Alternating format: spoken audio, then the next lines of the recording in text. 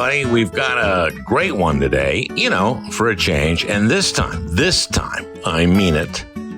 Alexander Vindman is my guest. Alex famously served in the Trump White House National Security Council, where he was head of Eastern European Affairs. And of course, that included Ukraine, where he was born and spent his first 4 years. And today, we're going to learn a lot about the war there, where it stands, where it's going, and some history. I think you'll remember Alexander Vindman as a whistleblower on the Trump call to Zelensky. We'll talk about that, of course. As the head of Eastern European Affairs, Alex was responsible for setting up the call between the President of the United States and the newly elected President of Ukraine. It was supposed to be a routine congratulatory call, but instead it was a shakedown.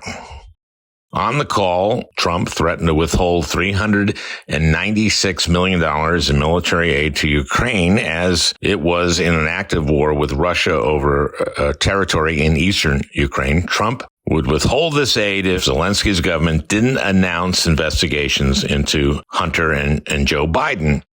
Now, you'll remember that Trump characterized this call as a, quote, perfect call. It was a perfect call. Well, it wasn't, of course.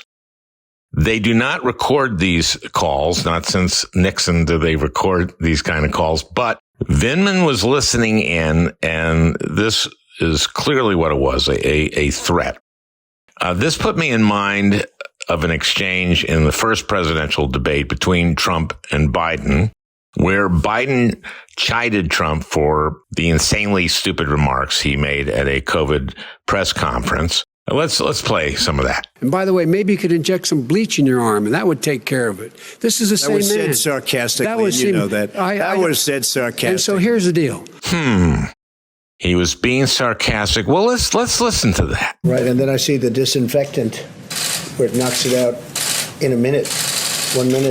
And is there a way we can do something like that by injection inside or almost a cleaning? Oh, yeah. He was clearly being sarcastic there. I mean, you could just hear the heavy sarcasm making fun of idiots who think that injecting bleach would be a good idea.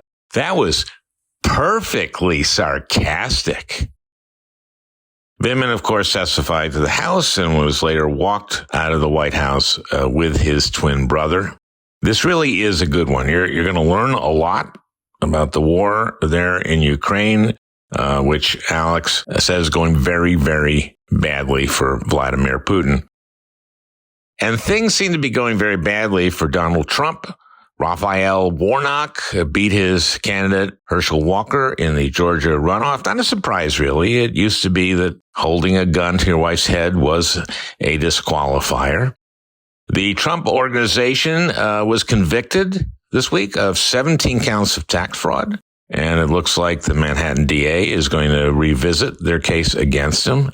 The Justice Department asked a federal judge to hold Trump in contempt of court for failing to comply with the subpoena issued this summer, ordering Trump to turn over records marked classified. It's a good chance that happens before this podcast drops. I've said this before. You remember when Trump said I could stand it out in the middle of Fifth Avenue and shoot someone and wouldn't lose any votes. And yep, that's maybe true, but he would be indicted. He is going to be indicted, folks, and it's going to be an interesting year ahead. Let's go to Alexander Vindman. It's a great one, for a change. You're born in Kyiv, right? I was born in 1975. And when did you come to the United States? 1979. It was a Christmas present to the United States. We arrived on December 25th, 1979. So I was, a little over 4 years old.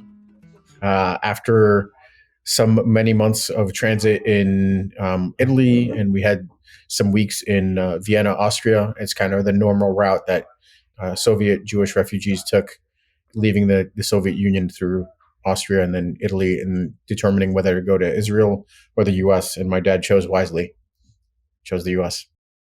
Well, Israel's nice. Israel's very nice this time of year. Yeah, definitely. during the Trump administration, you were in the National Security Council as Director of European Affairs, correct? That's correct. And you're a decorated Iraq war vet, right? So they tell me. I do have a number of awards, and I did serve in Iraq. Okay. Well, that's a yes. When you retired, you were Lieutenant Colonel, and should have been Colonel. Anyway, so we're talking about Ukraine, where you're born, and I want to talk about the war. But first, can I ask you about you listened to the phone call between Trump and Zelensky, right? I orchestrated the phone call between Trump and Zelensky. Let's be clear about that. It sounds a little bit funny, but as the director for country, you're responsible for managing the relationship between the White House and that country, and you do everything from provide policy recommendations at the highest level to organize what could be very basic phone calls, the most basic of which are congratulatory phone calls. A president wins an election, the U.S. president would congratulate one of his new kind of peers. This was a simple congratulatory phone call to the new president of Ukraine to recognize that his party, something that didn't exist months before, had won a major victory and was now in a position to take the country in the direction of reform, anti-corruption, European integration. It should have been pretty straightforward. This is a call that you were on and listened to, and this is the call that led to the impeachment and the trial, in which he was acquitted. And he called this call a perfect call. That was his characterization? Is that right? Yeah, that was his characterization. Perfectly terrible call, as the way I think about it.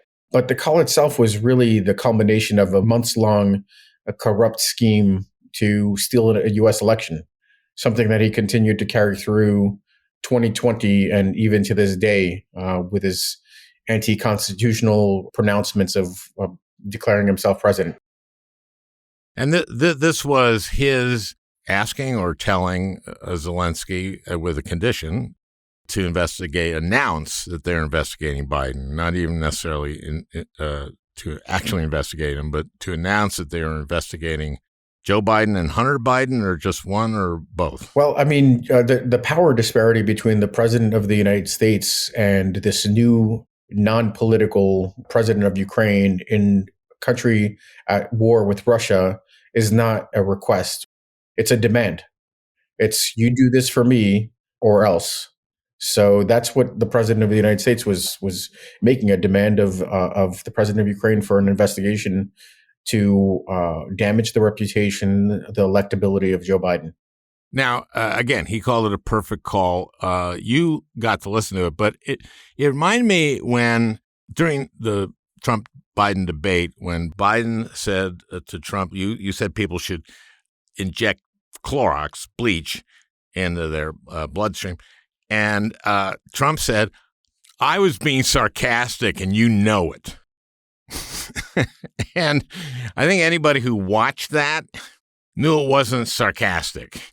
So you actually got to listen to this thing. When he says a perfect call, it was very, very clear. I mean, obviously, the power differential was clear. And he was threatening to withhold military aid, right? Almost $400 million, $396 million worth of military aid that Ukraine desperately needed to continue to defend against Russian aggression and warn off, frankly, a bigger aggression, something that we witnessed in February this year. This is exactly why the urgency was so high to receive this kind of aid directed by Congress. So listening to the call, as you did, if anyone had the ability, because all we really got was a summary, right?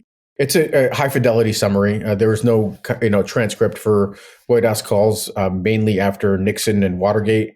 They stopped recording stuff, I guess, in the White House. So they do these transcripts and the directors get a chance to confirm that they're accurate, like I had a chance to do in this case. And no one listening to that would have characterized it as a perfect call. And anyone listening to it would have understood exactly what he was doing, right? It was pretty bad. I mean, the people that had even a general awareness understood that what was going on, that this was a shakedown, and our efforts to get the president to normalize the relationship with Ukraine, because the hold occurred about a month before. This was not going to be a successful phone call in that regard.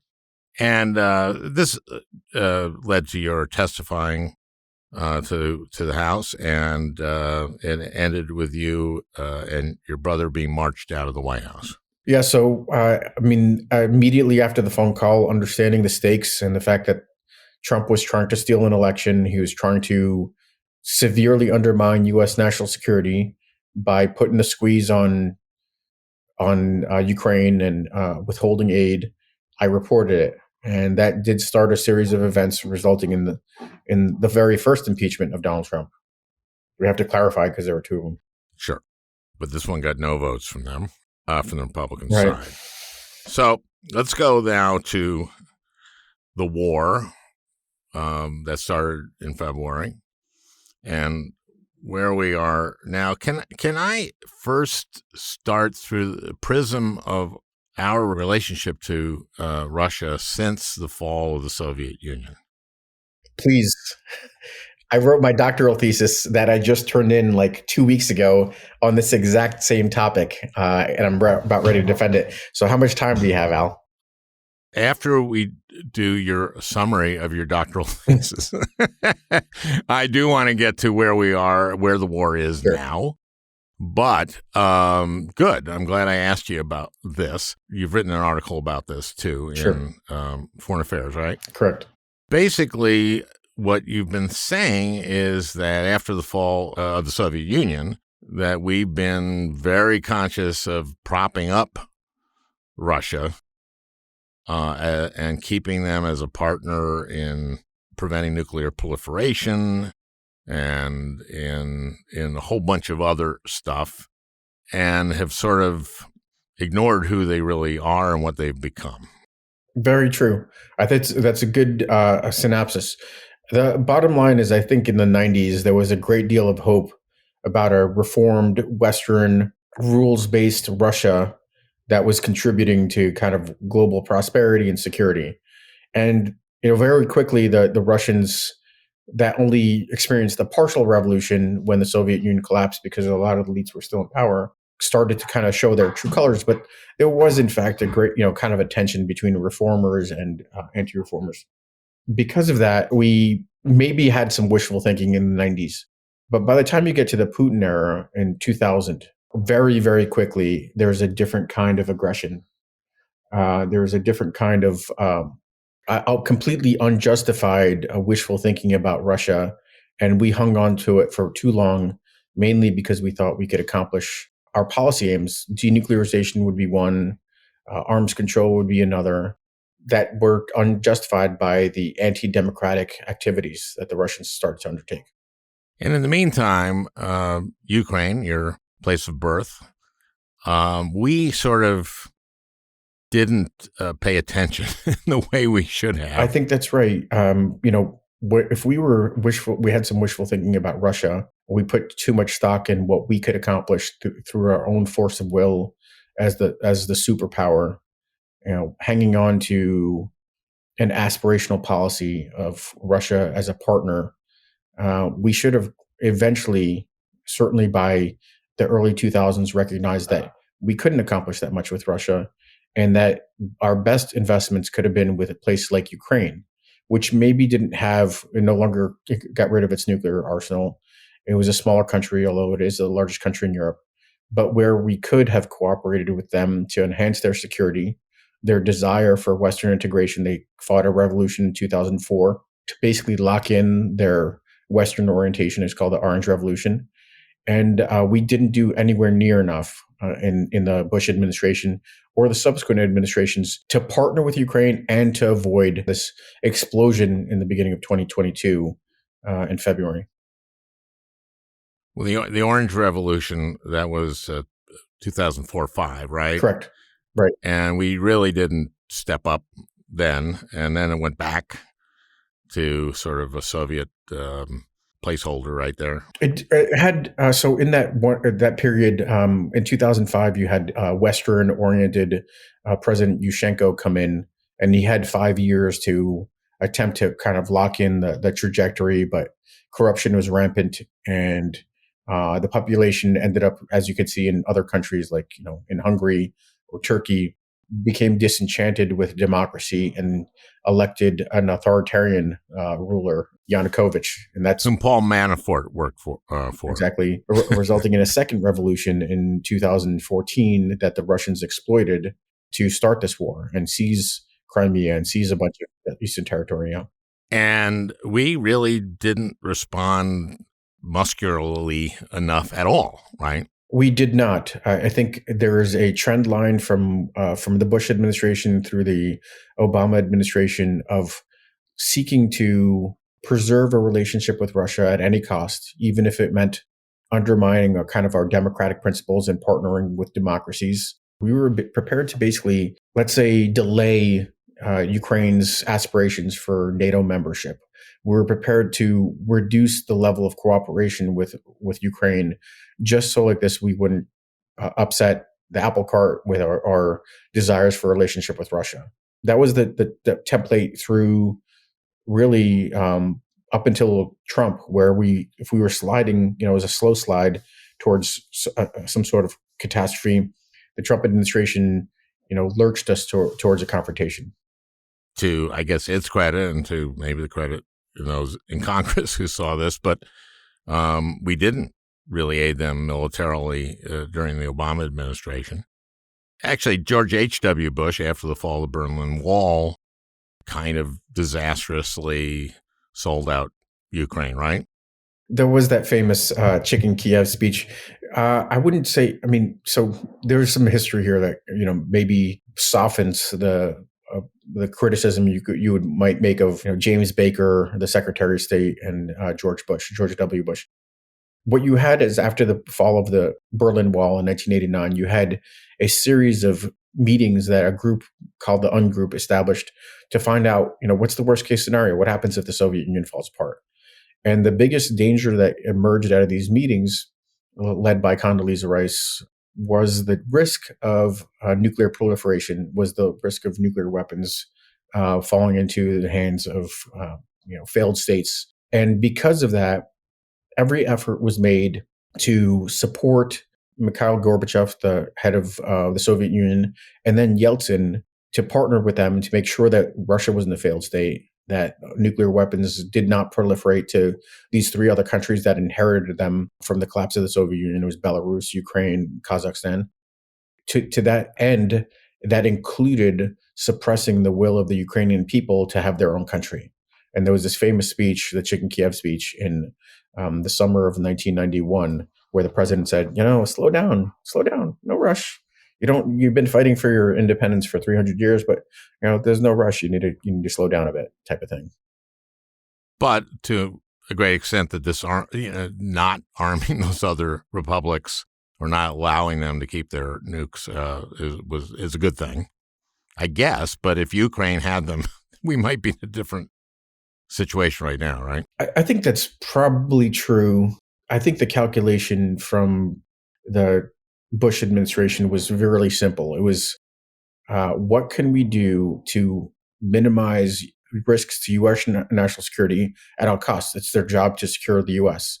So if that was the first concern, everything else was secondary. European stability, security, a European war in some distant imagined scenario was less dangerous than countries with nuclear weapons that could be an existential threat. Because you have to remember, Ukraine at this point had about 4,000 nuclear weapons, the third largest nuclear arsenal in the world. But it is a hard thing to accept that, the president of the United States comes to your country and basically says, you guys don't need your own country. You don't need your independence.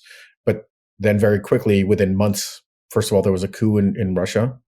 And very quickly after that, there was a referendum, a vote by the entirety of Ukraine. 90% of the votes came in favor of, with 82% of the population voting, came in with declaration for independence. So ramping up to February, when Russia invaded, we just have for years not really understood, is this correct, who Putin is? I don't know. That's a good question. What did he's the US KGB. There's no question about that. But right. This is shocking. This war. This is shocking, right? I guess it wasn't quite that much of a shock for me. I wrote about it in the months before that it was happening. And this is in part what I was alluding to with the dangers to U.S. national security in my testimony in 2019. I felt like we were, kind of sliding towards a confrontation. It's hard to imagine this kind of geopolitical earthquake that's kind of completely shaken up the environment for us, for our allies, for the next decade or more. So let me go to where we are now, where this war is now. Winter is here. The Russians have been using drones and ballistic missiles to take out their utilities, right? And they have conducted this war in the most inhumane way, and they've targeted civilians. They've targeted them with cluster bombs. Now it feels like they are going for kind of a war of attrition. Is that right? It's interesting. I'd say the Russians are scrambling to do whatever they can to snatch victory from the jaws of defeat. And they cannot win on the battlefields in Ukraine. The Ukrainian armed forces are too formidable.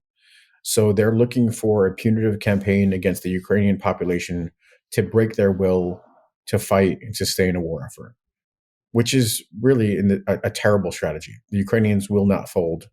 The Ukrainians will continue to support the military. There is basically 87%, 90% support for continuing this war effort and liberating the Ukrainian people that are in occupied territory. So this is a failed strategy that's not going to really even nudge the Ukrainians towards negotiations. But that's what they settled on, as they have many times throughout this war. They've continue to make catastrophic mistakes. So where are we exactly here now? We've seen Ukraine has recaptured a lot of the territory that the Russians have taken. We're seeing bloody battles. We're seeing, reports of Russian soldiers going in there ill-equipped and without leadership. But now as winter starts, it's a challenge in terms of taking the war to them, right? And also we have a lot of this is battle of drones and ballistic missiles and stuff like that, right? It's interesting. The perception from the West is every couple of weeks we see these large volleys, as there was today, of cruise missile strikes.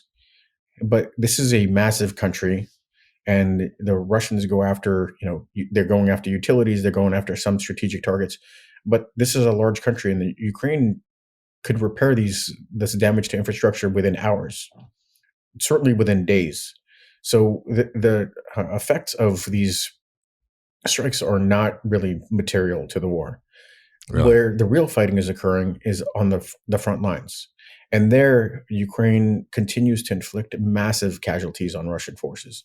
In these kind of cities around Bakhmut that gets talked about a lot, hundreds and hundreds of Russian forces die a day. And as Russia takes these kinds of casualties, Ukraine looks for vulnerabilities and opportunities. And I would say that in the course of this month, they're going to probably take back some more chunks of territory that the Russians have occupied. They were amazingly successful around this city, second largest city in Ukraine, Kharkiv. They liberated a region called Kherson, the most significant region that the Russians had occupied. And they're going to continue to make some headway. And the impression is from some that this war will slow down. It's not going to slow down that much over the winter. The Russians are extremely poorly equipped, poorly led. They're cannon fodder. There's no care for their lives. The Ukrainians are very well equipped.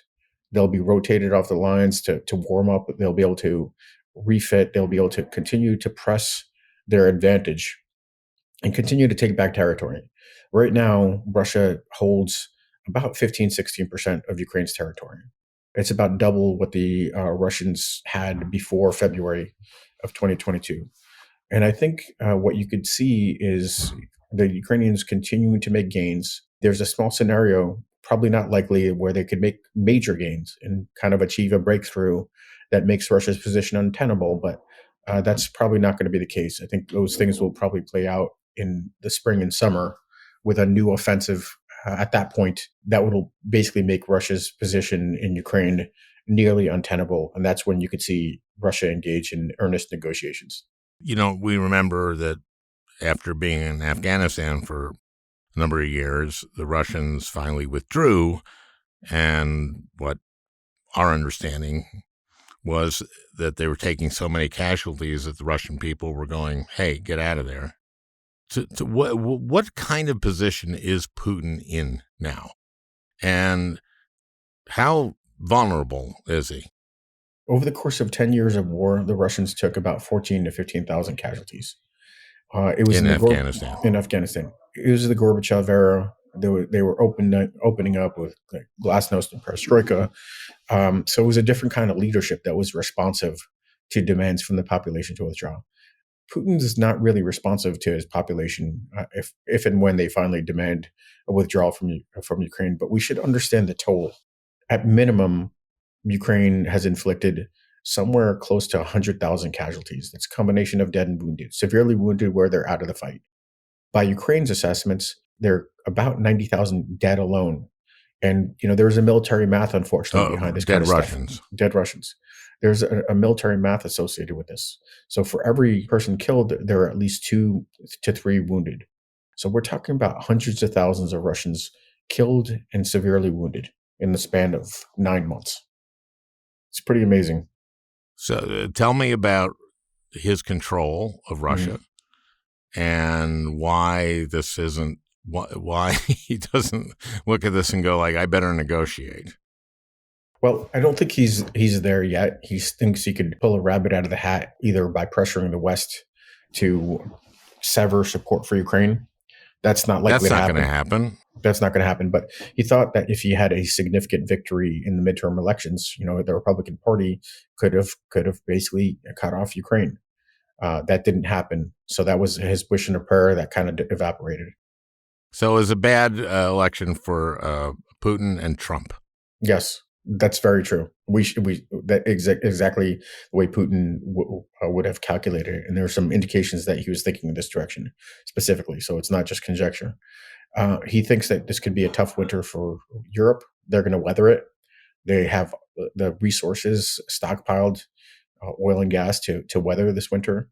I'm just going to inject this and ask you to answer it in a little bit, which is about the $60 a barrel deal. Sure. But go with what you're talking about. Yeah. So he's wrong about the idea that, although Europeans are going to falter, he's thinking that bombing Ukraine, to the Stone Age, which he can't do. He doesn't have the resources. He's running low on these weapons. That's going to be enough to pressure the Ukrainians to negotiate. He's wrong there. And his last hope and prayer is that he's mobilized enough manpower to conduct a successful operation in the spring and summer to force the Ukrainians to negotiate. He's wrong there too. The Ukrainians simply have won the initiative in a way that makes it untenable for Russia to kind of change the trajectory of this war in a significant way. They lost too much equipment. They lost too much of their leading forces to basically make any major gains. The best they could hope for is hanging on to swaths of territory that could be Crimea, that could be a land bridge to Crimea, but they're going to continue to take territorial losses. So as he's been throughout this war, he's wrong about how this war is going to shape up. And ultimately, the reason that he's forced to negotiate is because of defeats on the battlefield. He simply can't continue to fight against Ukraine without risking his kind of crown jewel, which is Crimea. And when Crimea is threatened, that's when there's both a high risk of potential escalation, where the Russians do something very erratic, threaten nuclear weapons in a real way, not in the kind of their saber rattling that they've done thus far over the past 9 months, but in a real way. Or more than likely, frankly, in my assessment, is they're just going to try to shift to negotiation and hang on to Crimea, and everything else is kind of losable, and Putin could then turn on his population, suppress them if they pipe up and attempt to kind of protest. That's the way this is likely to go. Okay, I want to talk about the oil $60 barrel thing, but I want to talk also about the weapons that we're giving them and the weapons that you're saying the Russians are running out of their ballistic missiles and that kind of thing. Where they're getting them from? They're getting from Iran, right? Where else? North Korea or something, or what? Where are they getting stuff? So what they've gotten from Iran thus far are drones, low tech but large volumes of drones that fly long ways and can effectively strike at targets deep in Ukraine. The Ukrainians have adapted and have been, significantly more successful in knocking out these drones. Is that technology we've given them, or is that technology they have? Oh, the Iranians? Or they're Ukrainians? The Ukrainians. Because technically, the Iranians may have adapted some of their technology from downed UAVs that they captured from the U.S. in Afghanistan, but that's a separate conversation. Yeah, I meant the shooting down the drones. Sure. So it's a combination of different places. There's a particular piece of gear that the Germans have given. They're basically, machine guns for the skies. These air defense artillery pieces that have been pretty effective. Are those drones up there fighting their drones? We haven't. No, these would not be drones. These would be a ground based. Okay. Air defense, because we haven't given them really drones. Period. Why not? One of the things I criticize because we have this mistaken impression that somehow providing drones or tanks or planes are what's going to precipitate Russia to attack NATO. It's not really logical, because the fact is that the Russians are having a hell of a hard time in Ukraine already. That it would be suicidal for them to provoke a fight with NATO. But there's a tiny possibility of this happening and the escalation to nuclear war. And that's what's warning off this administration. The problem with that kind of calculation is that it's pretty short-sighted, because by not arming Ukraine in this way to deliver a series of consecutive victories against Russia and end this war quickly, we're faced with this situation where by next summer, what we discussed with Crimea, Russia is going to be on the horns of a dilemma. They could either withdraw or they could potentially escalate to nuclear weapons. And that's the long-term risk that we're facing with a long-term war, instead of arming Ukraine with the kinds of equipment they need to win quickly. That's why, if you hear me criticize this administration, it's because we're missing the big picture, the long-term picture. We need to give Ukraine what they need in order to win, in order to avoid a more dangerous scenario 6-9 months down the road. So the longer this goes on, the more desperate Putin might become. This is an odd calculus. It's like, well, if we give him more weapons, this will put Putin in a position to want to negotiate faster, not necessarily put him in a position to desperately use a nuke. That's exactly right. That's the kind of counsel I've been providing this administration, publicly and behind the scenes. For whatever reason, they're not ready to provide the kind of support Ukraine needs to win. Isn't there something like, okay, let's give them drones now and see if they use a nuke, and then okay, let's give them planes and tanks. I mean, it seems like they've been talking about using, nukes for a while and haven't, and that's why the position of the administration becomes kind of almost silly. It's this very incremental approach. Well, give them a little bit of this and see what the Russians do. Give them a little bit of this, see what the Russians do. When the Russians have basically signaled multiple times that they're not interested in a confrontation with NATO, and it's not going to be escalatory. And instead, we're building up like we did over this 2-decade relationship that we had with Russia. We continued to buy down the risk in the short term. We're like, it's okay. We won't support Ukraine here.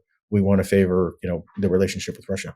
But eventually, the long-term risks kind of accumulate, and you have this major international war. So we too often focus on the short-term risks instead of understanding how things could stack up in a very, very kind of dangerous manner in the long term. And that's what we're facing in this war with Ukraine right now. Let me ask you about atrocities. It seems like whenever Ukraine recaptures a town the Russians took, that what they find left behind are atrocities. mass graves. People have been tortured. Tell us about the extent of that and what the world response will be to that. It's an authoritarian regime with a lot of folks, even 30 years on, that started their careers with KGB and KGB assassinations and KGB, tradecraft to eliminate their opposition.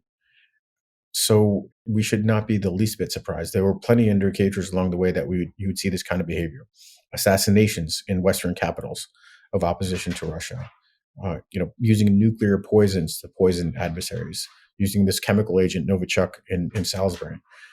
The fact that they would resort to assassinations in Ukraine, torture, is not the least bit shocking. Unfortunately, for folks that have been paying attention. We tortured people. I think look. It's not. It's the same extent. It's so look. What we used is, and this is not to justify waterboarding. We used waterboarding that did not really pose a real threat to life. It was torture. It was mental anguish. But these folks will use permanent harm, killing people, using rape as a tool of war. This is not justifying what we did, which was we had plenty of leadership that resisted that, including John McCain, who I think you may have served with. Yes. There was a certain reason. I mean, John McCain had been tortured. Exactly right. So it's when we stray from our values that we make major missteps. Like, for instance, it kind of gives us the arc of this relationship with Russia and Ukraine. If we had stuck to our principles and supported self-determination, the sovereignty of states, and the will of Ukraine to join the West as a Western state, that would have probably avoided this major war. Instead, we chose to focus in on this realist idea of, well, we could be transactional with Russia. We could get these little incremental gains. The only thing that provides a true north to our national security and our policy is the compass of our values. And when we stray for those values, whether it's enhanced rendition, the fancy name for torture, we go awry. And I think, to me, we can't always completely set aside our interests and sacrifice them to values, but that should be our true north, our compass on how we conduct our international relations. I want to go back, just take a little detour here, back to Jimmy Carter and to Ronald Reagan and the end of the Cold War. And sometimes I've heard, the Republicans will say Reagan ended the Cold War. And to me, the Cold War really started after the end of World War II and continued until the Soviet Union fell apart. But, they said, well, he started Star Wars and he, increased our spending on weapons, and that helped them collapse because they had to match us, et cetera. But Jimmy Carter pushed values, which is what you were just talking about, right? Mm-hmm. Right. American values. And to me, the values of democracy and freedom, and I've heard others just say that's what unraveled the Soviet Union. I think that's right. They couldn't compete with a system that nurtured, innovation. So, like, that's the economic engine of U.S. power that provided a very powerful model that the Russians, when they started to open up, when they experienced glasnost and perestroika, could see that their system was rotten and was not keeping abreast with Western prosperity. The example between Eastern and Western Germany that started at the exact same place, but one ended up becoming kind of an economic tiger and the other one kind of languished. Too often, I would say we made some sacrifices of these values along the way, whether it was, again, in the context of favoring Russia over the development of the republics, or some of our wars and confrontations in Latin America. These types of things for decades have and will continue to harm our standing in our own hemisphere. What the challenge is here for very, very skilled policymakers is to figure out what is the proper formulation that continues to advance U.S. values, Western values, and still service our critical interests. One of the most difficult ones might be, how do we continue to grow our economy when oil emerges out of Saudi Arabia? That's an authoritarian country. It's a difficult foreign policy challenge. That's a great tension between values and interests.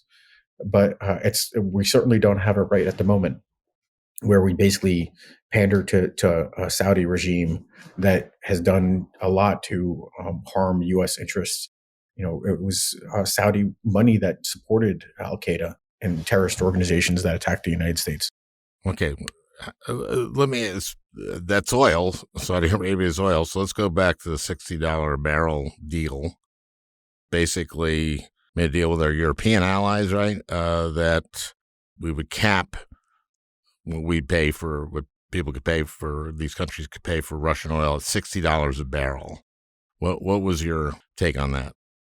We've been struggling on a way, the West, U.S. leading, has been struggling on a way to reduce the amount of revenue Russia could generate from oil sales. That's the bulk of their economy. And the best way that we have come up with is, not a full embargo that would, potentially obliterate a bunch of economies that rely on oil and gas, but to limit the amount of revenue that Russia generates.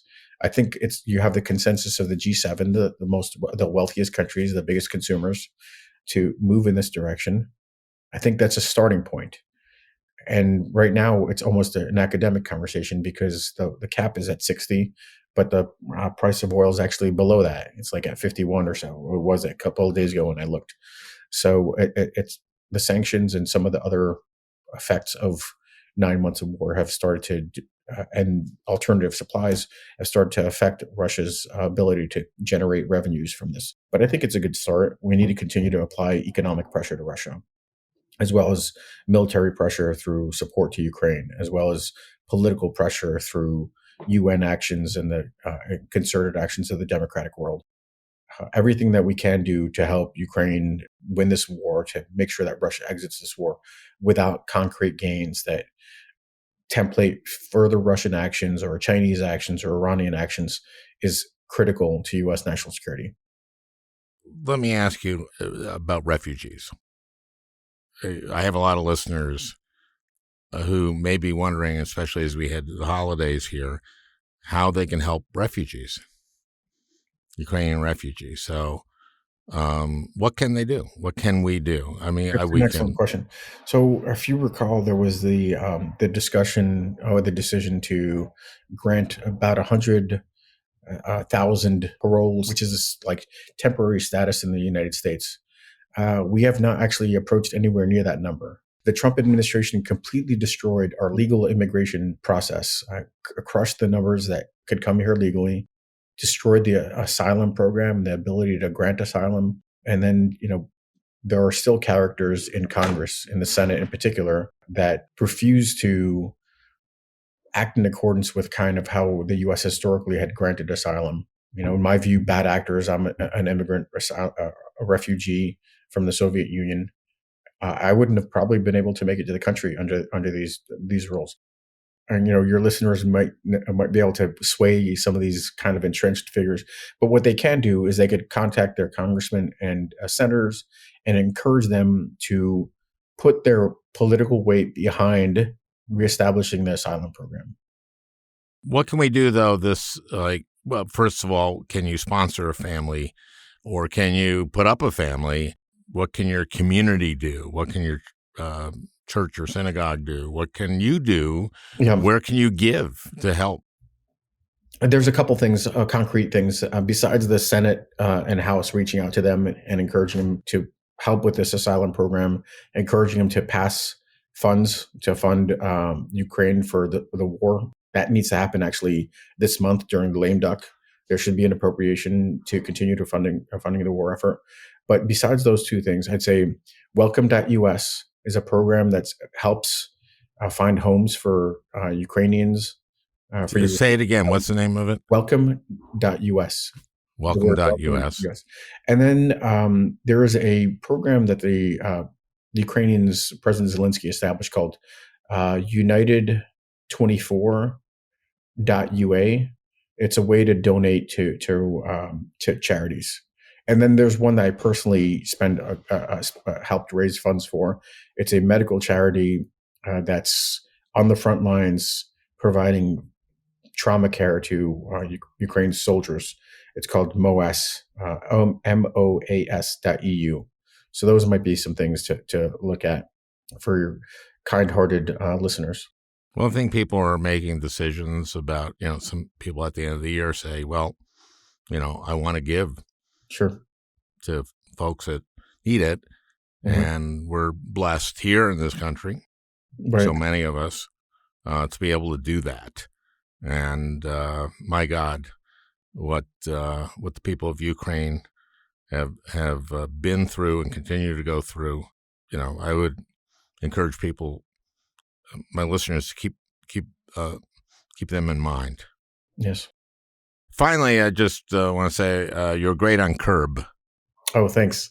I enjoyed it. It was a lot more fun than I thought it would be. I thought it would be a bit of a chore. Really? Isn't it fun? It is fun. I mean, the crew was good. The cast was pretty good too. Larry was a bit weird, but it was a good time. This was the finale. It was the finale of last year's Curb Your Enthusiasm, and it had a great turn. Yeah, I'm now a member of the Screen Actors Guild, so I put enough hours in over 3 days to get that. Next thing I write, I'm going to put Alexander Vindman in it. Okay, it has to be a really, really funny role, though, because I'm a funny guy. That's been so clear throughout this podcast.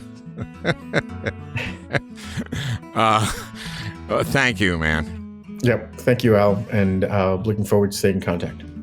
Well, I hope you enjoyed listening. That beautiful music is by Leo Kottke, the great Leo Kottke. I want to thank Peter Ogburn for producing this podcast. We'll talk again next week.